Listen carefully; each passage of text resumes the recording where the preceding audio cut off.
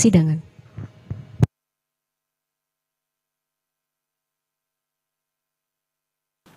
Dari pemerintah, ahli dulu yang mana yang akan diperiksa? Dari Prof. Ibnu Sina terlebih Silakan. dahulu, Yang Mulia. Prof.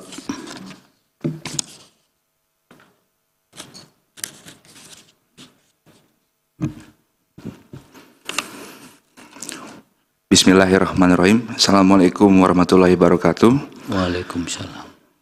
Kepada Yang Mulia Majelis Hakim Konstitusi Mahkamah Konstitusi Republik Indonesia, atas permintaan dari Presiden melalui kuasa Presiden dalam perkara nomor 39 tahun 2023 perihal pengujian material Undang-Undang nomor 6 tahun 2023 tentang penetapan peraturan pemerintah pengganti Undang-Undang nomor 2 tahun 2022 tentang Cipta Kerja menjadi undang-undang terhadap Undang-Undang Dasar. Bersama ini dengan hormat disampaikan keterangan ahli saya sebagai berikut. Bahwa berdasarkan perbaikan permohonan yang diajukan oleh para pemohon, ahli menilai terdapat pertanyaan pokok yang diuji konstitusionalitasnya. Antara lain, apakah pengaturan usaha penyediaan listrik untuk kepentingan umum sebagaimana diatur dalam pasal 42 angka 6 lampiran Undang-Undang nomor 6 tahun 2023 tentang Cipta Kerja yang mengubah pasal 10 ayat 2 Undang-Undang Tenaga Listrikan bertentangan dengan Undang-Undang Dasar 1945. Kedua, apakah ketiadaan peran DPR dalam penetapan rencana umum ketenaga listrikan bertentangan dengan Undang-Undang Dasar 1945? Dan yang ketiga, apakah penjualan kelebihan tenaga listrik hanya dilakukan di wilayah yang belum terjangkau oleh BUMN Tenaga Listrikan dan pengaturan mengenai penetapan harga sewa jaringan tenaga listrik bertentangan dengan Undang-Undang Dasar 1945? Atas tiga persoalan yang diuji konstitusionalitasnya tersebut, ahli memiliki pendapat sebagai berikut. Terhadap persoalan pertama, ahli memandang bahwa sesuai dengan perkembangan terkini, konsep penguasaan negara memiliki dua pendekatan. Pertama, pendekatan satu kesatuan tindakan, dan yang kedua, pendekatan bertingkat berdasarkan efektivitasnya. Selain dari dua pendekatan tersebut, terdapat prinsip dasar relasi hubungan antara pemerintah melalui badan usaha milik negara atau daerah dengan swasta dalam upaya memenuhi tujuan sebesar-besarnya kemakmuran rakyat yang akan ahli uraikan. Di dalam pendekatan pertama, konsep penguasaan negara harus dimaknai secara luas sebagai konsep hukum publik yang mengutamakan penguasaan kolektivitas rakyat atas sumber cabang-cabang produksi yang menguasai hajat hidup orang banyak, di mana terdapat mandat kepada negara untuk mengadakan kebijakan, pengurusan, pengaturan, pengelolaan, dan pengawasan untuk tujuan sebesar-besarnya kemakmuran rakyat. Sehingga kewenangan negara berbentuk perizinan, lisensi, konsesi, perumusan legislasi, dan regulasi, termasuk mekanisme kepemilikan saham dalam pengelolaan, shareholding, dan atau melalui keterlibatan langsung dalam manajemen BUMN atau BHMN merupakan suatu keniscayaan sebagai bentuk penguasaan negara atas cabang-cabang produksi yang penting dan menguasai hajat hidup orang banyak. Pendekatan ini kemudian disebutkan oleh Mahkamah dalam paragraf 312 putusan nomor 36 tahun 2012 halaman 101 sebagai pendekatan kesatuan tindakan. Pendekatan ini menjadikan pemerintah atau BUMN dapat mengadakan kebijakan, pengurusan, pengaturan, pengelolaan, dan pengawasan dalam satu kesatuan tindakan. Dalam pendekatan kedua, konsep penguasaan negara memiliki opsi pendekatan lainnya, yaitu yang disebut sebagai pendekatan bertingkat berdasarkan efektivitasnya.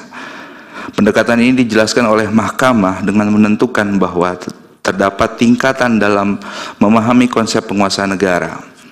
Bentuk penguasaan peringkat pertama adalah ketika negara melakukan pengelolaan langsung dengan asumsi akan memperoleh keuntungan yang lebih besar apabila pengelolaan langsung. Peringkat kedua adalah kemampuan negara dalam membuat kebijakan dan pengurusan. Peringkat ketiga atau selemah-lemahnya iman adalah melalui tersedianya kewenangan pengaturan dan pengawasan. Hal ini dapat dijumpai juga dalam paragraf 3.1.12 putusan nomor 36 tahun 2012 halaman 101 dan 102. Pemaknaan konsep penguasaan negara juga mengalami moderasi ketika Mahkamah menyatakan dalam berbagai putusannya mengenai keterlibatan pihak swasta dalam cabang-cabang produksi yang penting dan menguasai hajat hidup orang banyak. Mahkamah memiliki pendirian untuk tidak menolak atau melarang keterlibatan swasta sepanjang masih dalam batas-batas penguasaan oleh negara atau dalam pengertian bahwa negara atau pemerintah masih memegang kendali. Bahkan dalam keterlibatan swasta nasional atau asing yang tidak dilarang, maka keterlibatan masyarakat secara swadaya atau koperasi dinyatakan tidak dilarang. Paragraf 3.12 putusan nomor 111 2015 halaman 111. Berdasarkan kerangka pemikiran pemaknaan yang demikian itu, maka ahli memandang bahwa bentuk penguasaan yang berdasarkan pada konsep penguasaan negara dapat memiliki manifestasi antara lain: satu, pengusahaan dan penguasaan yang dilakukan sendiri oleh negara atau pemerintah secara langsung. Kedua, pengusahaan dan penguasaan yang dilakukan oleh perusahaan yang dimiliki oleh negara dalam satu kesatuan tindakan. Dan ketiga, penguasaan dan pengusahaan yang dilakukan oleh swasta dengan pendekatan penguasaan negara yang bertingkat dan sepanjang negara masih memegang kendali. Ketika menggunakan kerangka berpikir sebagaimana terurai, maka ahli memandang satu-satunya manifestasi yang tidak sesuai dengan konsep penguasaan negara menurut pasal 33 Undang-Undang Dasar 1945 adalah ketika bentuk pengusahaan dan penguasaan sumber cabang-cabang produksi yang menguasai hajat hidup orang banyak yang sepenuhnya diserahkan kepada swasta dengan menghilangkan kontrol negara atau sepenuhnya menyerahkan kepada mekanisme pasar. Yang Mulia Majelis Hakim Konstitusi, dengan berpegang teguh pada kerangka berpikir tersebut terhadap pertanyaan pertama, maka ahli menilai pasal 42 angka 6 lampiran Undang-Undang Nomor 6 tahun 2023 tidak termasuk dalam bentuk manifestasi sebagai yang bertentangan dengan Undang-Undang Dasar 1945. Hal ini disebabkan beberapa argumentasi, antara lain: pertama, bentuk manifestasi pengusahaan dan penguasaan yang diformulasikan dalam pasal 42 angka 6 Undang-Undang Akuo merepresentasikan tiga kemungkinan manifestasi konsep penguasaan negara, yaitu penguasaan dan penguasaan secara langsung oleh negara. Kedua, pengusahaan dan penguasaan yang dilakukan oleh perusahaan yang dimiliki oleh negara dalam bentuk satu kesatuan tindakan. Dan ketiga, pengusahaan dan penguasaan yang dilakukan oleh swasta dengan pendekatan penguasaan negara yang bertingkat dan sepanjang negara atau pemerintah masih memegang kendali.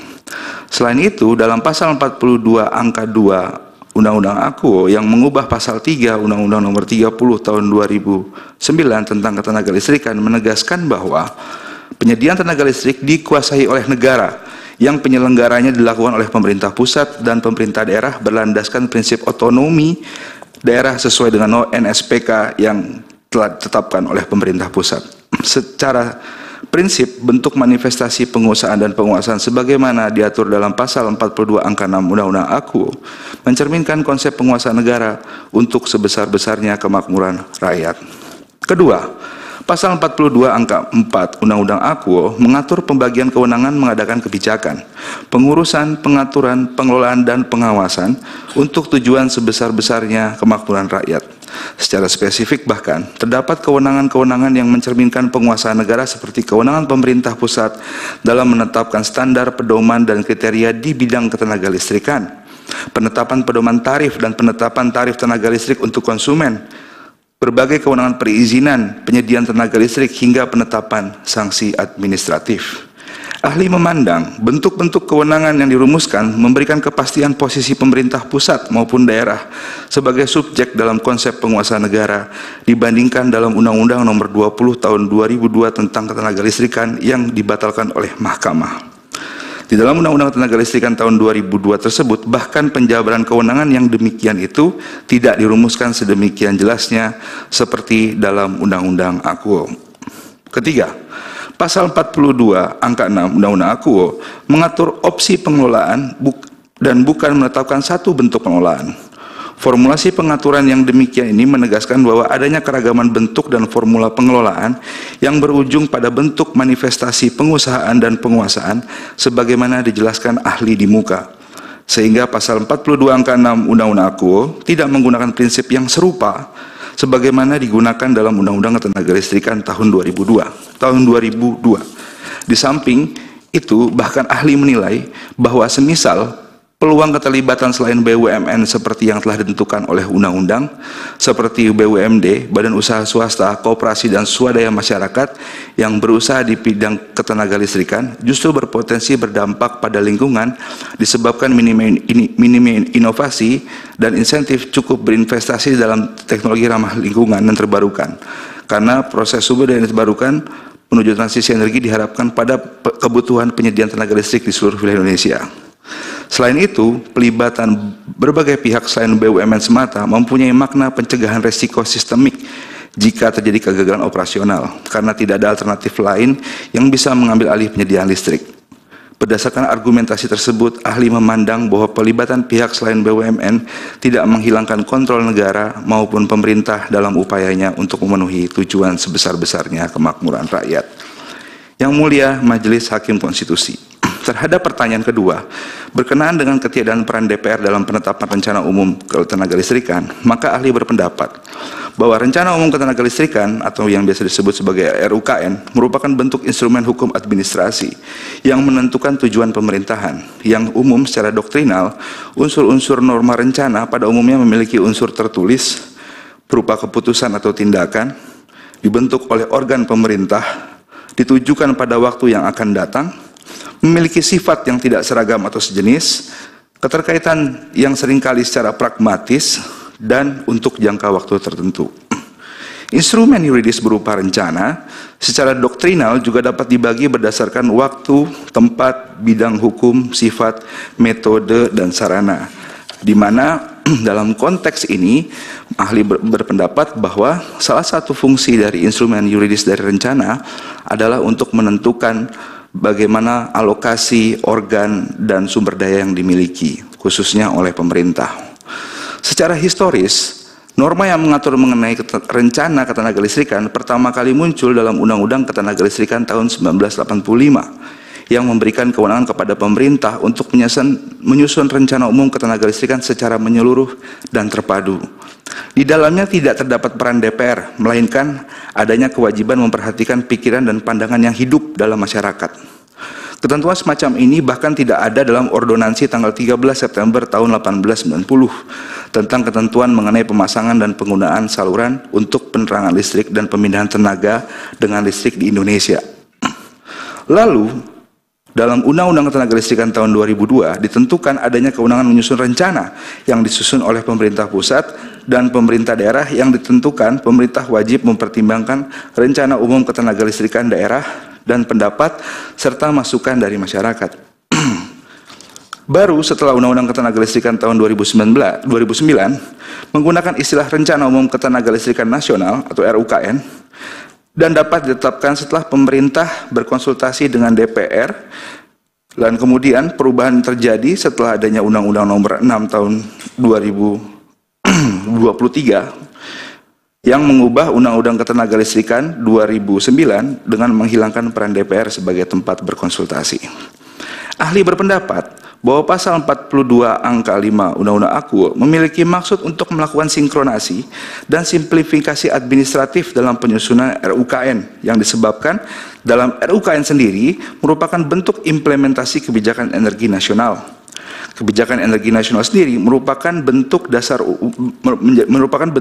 rencana umum energi nasional sebagaimana ditentukan dalam Undang-Undang Energi, yang disusun dengan klausula yang serupa dengan Undang-Undang Ketenagalistrikan tahun 2002, sehingga hilangnya tahapan konsultasi dengan DPR tidak serta-merta menghilangkan kewenangan DPR dalam pengawasan sebagaimana dijamin dalam Undang-Undang Dasar 1945.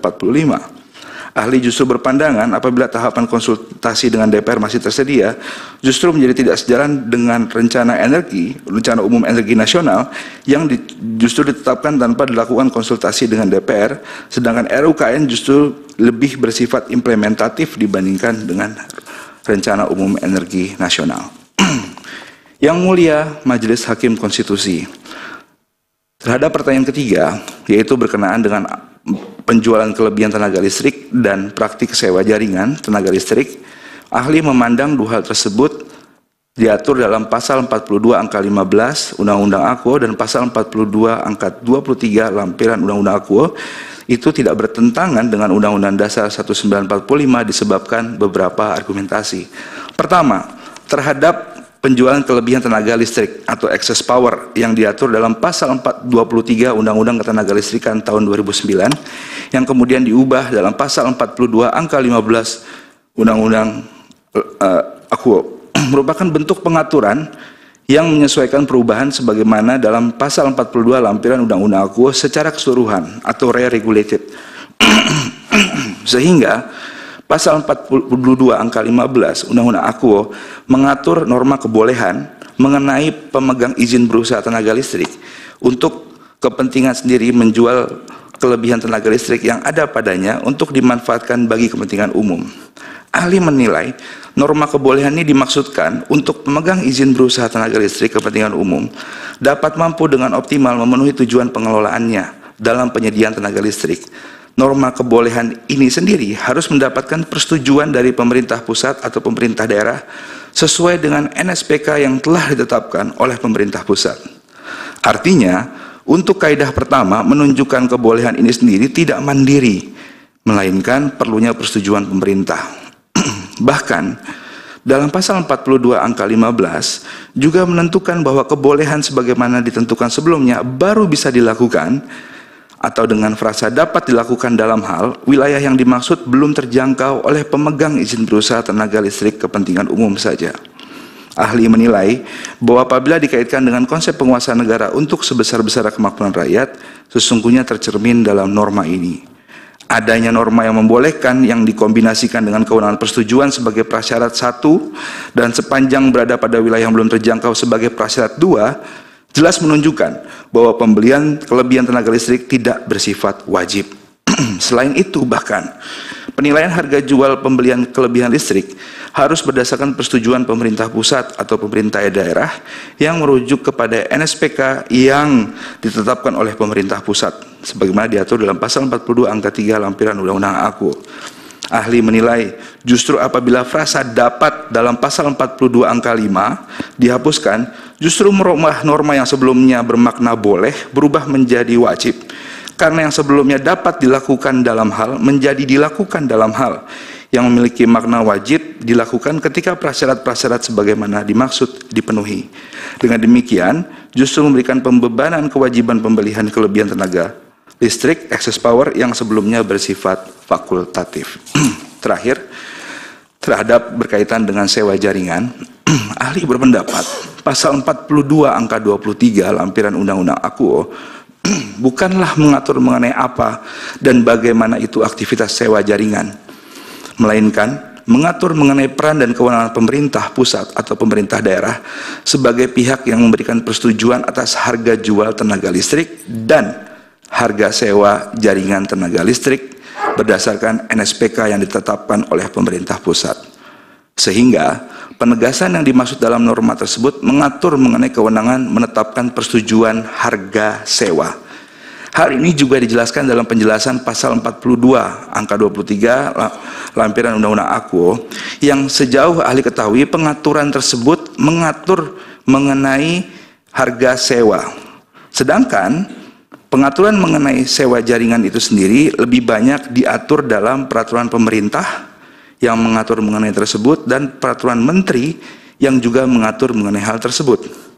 Sehingga ahli menilai justru pasal 42 angka 23 lampiran Undang-Undang Aquo menjelaskan tentang kontrol negara atas harga sewa jaringan. Sehingga ahli menilai apabila pengaturan aktivitas sewa jaringan hendak dipersoalkan, maka bukan menjadi kewenangan Mahkamah Konstitusi, melainkan Mahkamah Agung. Terlepas daripada itu, konstruksi pasal 42 angka 3 lampiran Undang-Undang Aquo menegaskan adanya konsep penguasaan negara untuk sebesar-besar kemakmuran rakyat karena menjelaskan peran dan kewenangan pemerintah dalam menetapkan persetujuan atas harga sewa jaringan.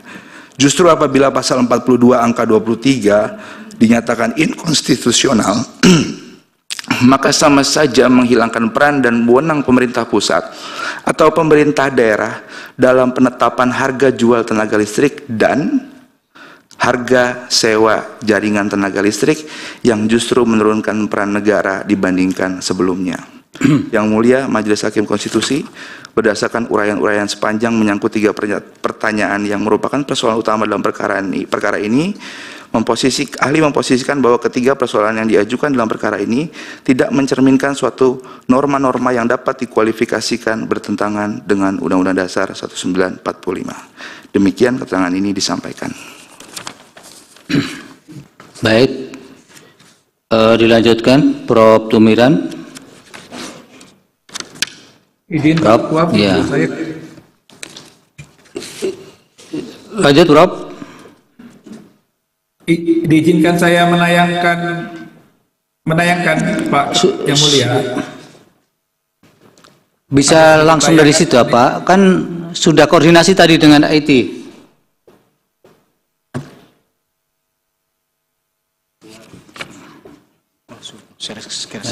Bisa. Oke, bisa langsung ya, Pak ya. Waktunya 10 menit, Pak. Prof. Izin Yang Mulia. Silakan. Assalamualaikum warahmatullahi wabarakatuh. Pada pagi hari ini, izinkan kami menyampaikan pemikiran singkat tentang apa yang kami ketahui tentang sektor ketenaga listrikan. Bahwa sektor ketenaga listrikan itu memang memberikan peran strategis dalam pembangunan nasional berkelanjutan, terutama untuk memenuhi kebutuhan demand untuk mendukung perekonomian kita yang terus berkembang.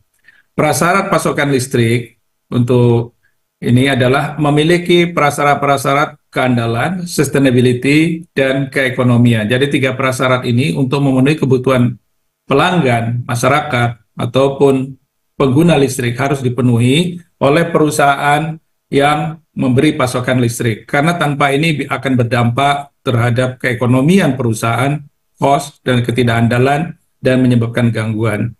Kalau pasokan listrik cukup, maka diharapkan bahwa hilirisasi sektor industri, lapangan kerja, keunggulan kompetitif, pengembangan teknologi, penyediaan produk, meningkatkan ekspor, menggerakkan investasi, pertahanan nasional, kewibawaan pemerintah, kestabilan sosial politik, harga dan martabat bangsa juga akan meningkat. Izin Yang Mulia untuk sekedar menyampaikan informasi bahwa sektor kelistrikan Indonesia saat ini masih tertinggal jauh. Kita berada baru konsumsi per kapita sekitar 1.173 kWh per kapita, sementara rata-rata dunia sudah mencapai 3.081 kWh per kapita.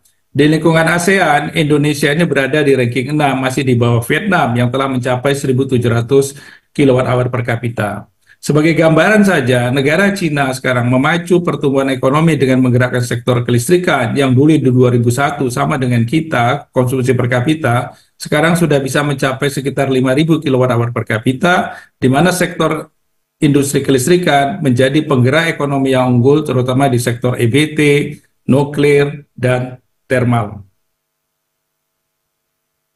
Kalau menurut proyeksi kebutuhan nasional berdasarkan PP 79 Peraturan Pemerintah Nomor 79 2014 bahwa ekonomi Indonesia kalau berpacu tumbuh itu tahun 2025 konsumsi kita bisa mencapai 2.500 kWh per kapita, 2050 bisa mencapai 7.000 kWh per kapita, itu kira-kira setara dengan negara Jepang, Korea yang telah dicapai saat ini.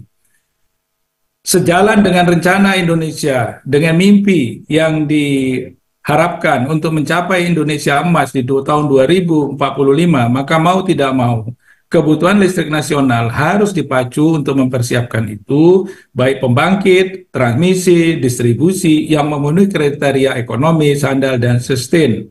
Maka untuk mendukung itu, diperlukan dukungan-dukungan, peraturan-peraturan yang terkait bagaimana di sektor pembangkitan, sektor transmisi, sektor distribusi, karena demand kita diharapkan akan menaik. Maka pemerintah mengatur bagaimana meletakkan BUMN, BUMD, swasta, private sektor yang didukung dalam suatu kebijakan yang terintegrasi, agar kita yakini bahwa industri ketenagaan nasional tumbuh, sehat, berkembang.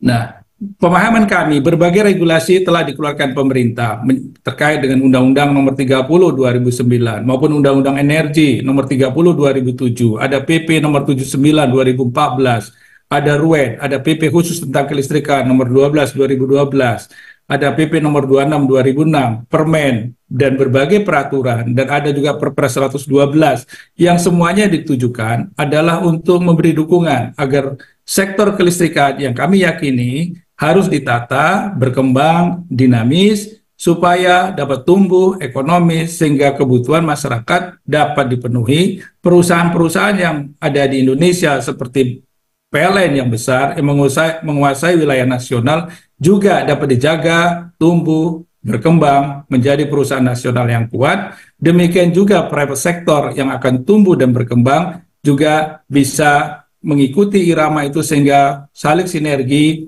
untuk mendukung perekonomian.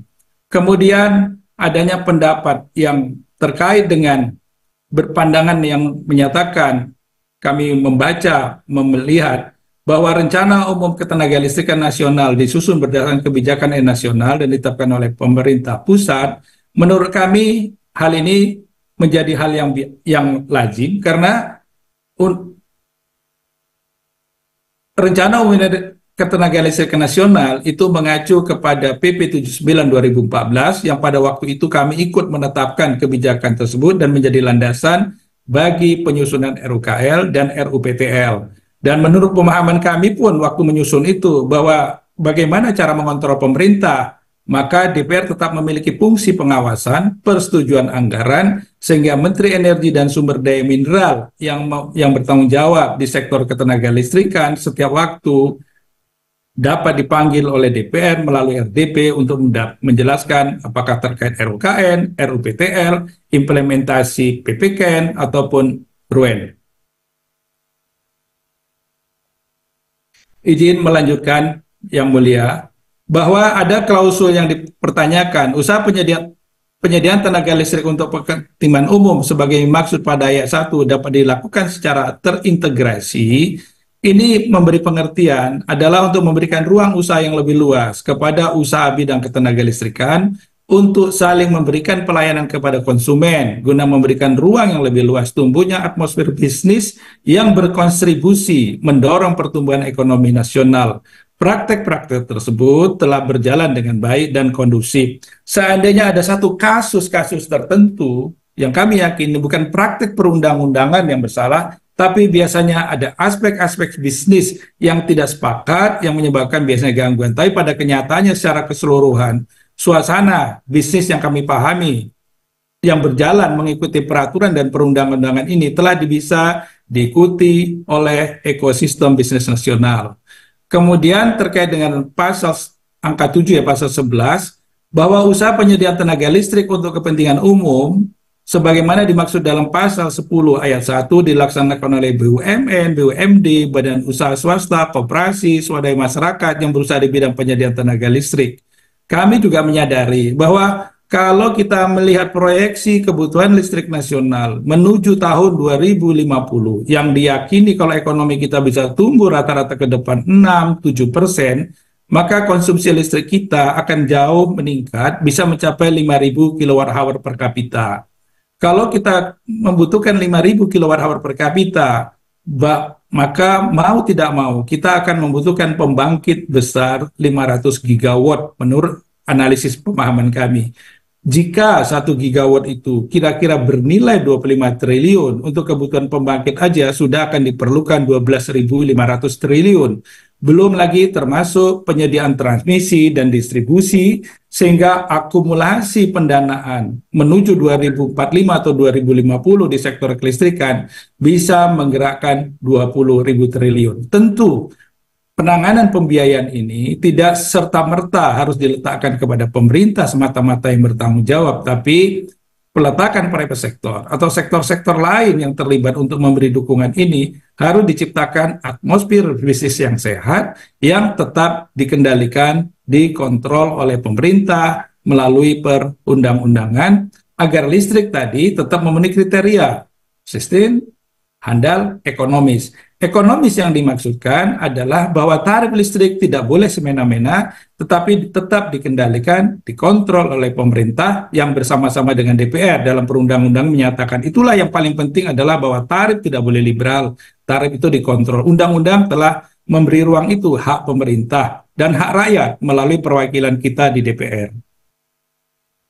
Kemudian angka 15 pasal 23 yang mulia, pemegang perizinan berusaha untuk kegiatan usaha penyediaan tenaga listrik untuk kepentingan sendiri dapat menjual kelebihan tenaga listrik untuk dimanfaatkan bagi kepentingan umum setelah mendapatkan persetujuan dari pemerintah pusat atau pemerintah daerah sesuai NSPK yang ditetapkan oleh pemerintah pusat. Penjualan kelebihan tenaga listrik untuk kepentingan umum sebagaimana dimaksud pada ayat 1 dapat dilakukan dalam hal wilayah tersebut belum terjangkau oleh pemegang perizinan berusaha untuk kegiatan usaha penyediaan tenaga listrik untuk kepentingan umum. Pemahaman kami bahwa memberikan kemanfaatan bagi pemegang perizinan usaha penyediaan tenaga listrik untuk kepentingan umum memanfaatkan kelebihan energi listrik yang tersedia dari badan usaha yang memegang perizinan untuk kepentingan sendiri guna meningkatkan pelayanan umum adalah menjamin pasokan dan meningkatkan keandalan pelayanan. Praktek-praktek tersebut telah berjalan dan kondusif dan memberi manfaat bagi para pelanggan listrik. Pasal tersebut juga memberikan ruang agar pelayanan listrik kepada masyarakat dapat terjangkau, tertingkatkan, dan mutunya dapat memenuhi kriteria tertentu agar jaminan pasokan ke masyarakat yang seharusnya diurus negara tetapi karena keterbatasan keuangan negara atau keterbatasan keuangan PT PLN, pelayanan dan percepatan pelayanan dapat diberikan oleh pihak yang lain. Kemudian pemahaman pasal 23 ayat 33 yaitu harga jual tenaga listrik dan sewa jaringan tenaga listrik ditetapkan berdasarkan prinsip usaha yang sehat. Pemerintah pusat dan pemerintah daerah sesuai dengan kewenangannya memberikan persetujuan atas jual beli tenaga listrik. Pemahaman ini saya kira sangat positif, sangat baik, bahwa kalau ada misalnya kesan bahwa hal ini akan mengganggu usaha di sektor kelistrikan terutama yang telah memiliki wilayah izin luas, bahwa untuk menyewakan jaringan itu tidak sederhana. Ya, artinya bahwa harus ada garansi bahwa kapasitas jaringan itu juga sudah diatur di dalam perundang-undangan yang kami pahami, tidak bisa semerta-merta harus dipaksakan. Pengertian usaha yang sehat, bahwa pemilik transmisi yang telah memberi pelayanan sebelumnya kepada pelanggannya tidak boleh terganggu. Kapasitas, kemudian grid code, hal-hal inilah yang harus dipenuhi. Jadi tidak semena-mena, artinya ini tetap memberikan ruang, perlindungan kepada pemilik wilayah usaha sebelumnya bahwa jaringannya tidak semenang-menang bisa dipaksakan. Tetapi juga memberi ruang seandainya ada yang membangun jaringan transmisi bisa dimanfaatkan bersama, tetapi tetap dikendalikan dan diatur oleh pemerintah, terutama sewa jaringan, karena cara menyewa jaringan itu ada cara menentukan berapa biaya transmission cost, sehingga dampaknya tidak mengganggu kepada kepentingan masyarakat. Demikian yang mulia paparan pemahaman singkat kami terhadap permasalahan yang disampaikan. Kami bersedia memberikan penjelasan tambahan seandainya ada hal-hal yang perlu ditanyakan. Terima kasih. Assalamualaikum warahmatullahi wabarakatuh. Waalaikumsalam.